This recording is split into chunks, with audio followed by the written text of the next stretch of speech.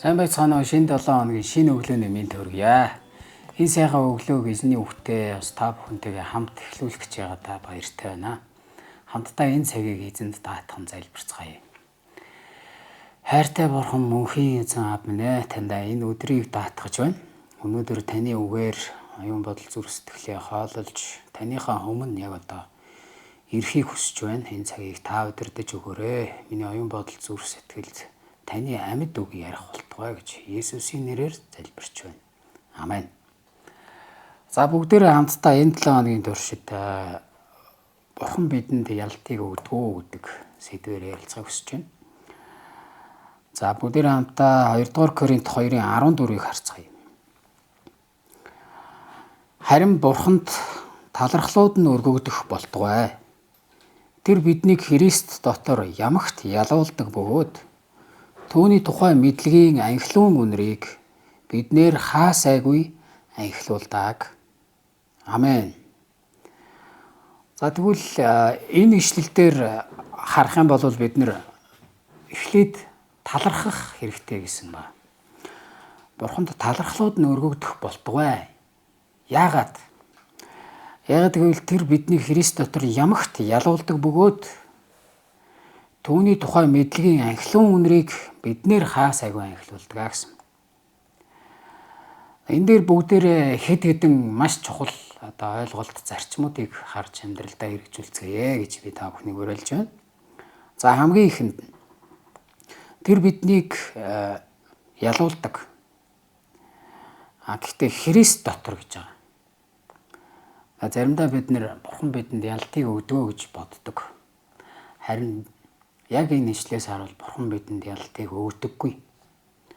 Харин тэр бидэнд Христийг өгдөг. Христ дотор ялалт байдаг. Амен. Тэгээ бүгдээрээ хамтдаа нэг зүйлийг ухаарах хэрэгтэй. Би өөрөө ганцаараа дангаараа би итгэлийн амьдралаар амжилттай ялалттай амьдарч чадахгүй маа. Миний ялалт, миний амжилт Христийн дотор л надад өгөгдсөн.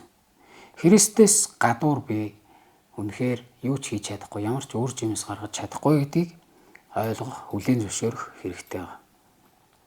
Хэрвээ тэгэх юм бол бид өөрсөндөө найдгаа болно. Өөр ямар нэг зүйлд найдгаа болно. Зөвхөн Христэд найдаж сурна. Энэ бол бидний сүнслэг ялалт юм. ертөнцийг ялсан ялалт нь бидний итгэл болоо гэж бас Библи бидэнд хэлж байгаа. Тэгэхээр итгэл буюу Христ төвтэй итгэлийн амьдрал жинхэнэ ялалт юм аа. Тэр биднийг Христ дотор ямагт ялуулдаг гэж. За тэгэхээр хоёр дахь ойлголт нь ямагт ялуулдаг гэж байна. Ямагт ялуулдаг. Заримдаа ялна, заримдаа ялагдана гэж хэлээгүй. Христ дотор байвал ямагт ялна гэсэн. Энэ ялалт юутай холбоотой вэ гэвэл бид нэр өөрийгөө хэр амжилттай, хэр ялалттай вэ гэдгээ өөрсдийнхөө нүдээр эсвэл энэ дэлхийн одоо үнэлгээгээр харах юм бол бид ямагт ялахад бол хэцүү. Ямар нэг зүйлтэй харьцуулагдана, үргэлж миний хийж гүйцэтгснээс илүү давуу зүйл байх л бол хизээч сэтгэл ханахгүй. Өөрийн гүйцэтгэл, өөрийн амжилтан дээр тулгуурлал бид хизээч сэтгэлийн амралтыг олохгүй, хизээч сэтгэл хангалуун байдалд хүрэхгүй. Харин Христ дотор ирдэг, нэгүслэр ирдэг тэрхүү ялалтан дээр, тэрхүү байр суурин дээр итгэлээрээ ирэх үедээ бид ямар ч нөхцөл байдалд байсан ямагт ялсан тэр байр суурин дээр тэр нэгүсэл дотор зогсох боломжтой гэж хэлж байгаамаа.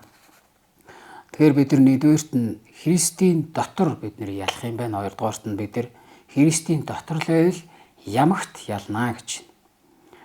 За тэгээд түүний тухай мэдлэгийн анхлын үнэрийг бид нэр хаа сайгүй анхлуулдаг гэж. Бид нар өөрсдөө тэр мэдлэгийн анхлын үнэрийг анхлуулна гэж хэлээгүй байна, тийм. Биднэр харин бурхан өөрөө анхлуулдаг. Тэгэхээр Христтэй хамт байх үед бид нэр ямагт ялах юм байна. Тэгээд түүний тухай мэдлэгийн анхлын үнэрийг өөрөөр хэлбэл бурханыг алдаршуулж, бурханы дүр төрхийг илэрхийлж амьдрах тэр ялалттай амьдралын талаар хэлж байгаамаа. Тийм учраас бурханд талархлууд нь өргөгдөх болтугай гэж хэлсэн байна. Амен. За тэгээ энэ талаар бүгдээрээ тунгаан бодъё өнөөдөр. Тэгээд та яг одоо ямар ч нөхцөл байдал байсан, яг одоо Христийн дотор байх юм бол танд ямагт тэр ялуулдаг, тэр ялалт тантай хамт байна. Танаар дамжуулаад бас Христийн тухай тэр анхлын үнэр энэ дэлхийд эргэн тойронтой нь үнэхээр анхлах нь байна. Тэгэхээр та бол Христтэй хамт ялагч, харин бид өөрсөндөө найдад өөрөө ганцаараа зүтгэх юм бол энэ бол ялалт биш. Энэ суурилан төгсгөл байх болно. Үнэхээр Бурханд өдөр бүр найдахыг уриалж байна. Тэгээ энэ цагийг хамтдаа төгсгөн эзэн даатган залбирцгаая. Эзэн минь энэ цагийг танд даатгаж байна.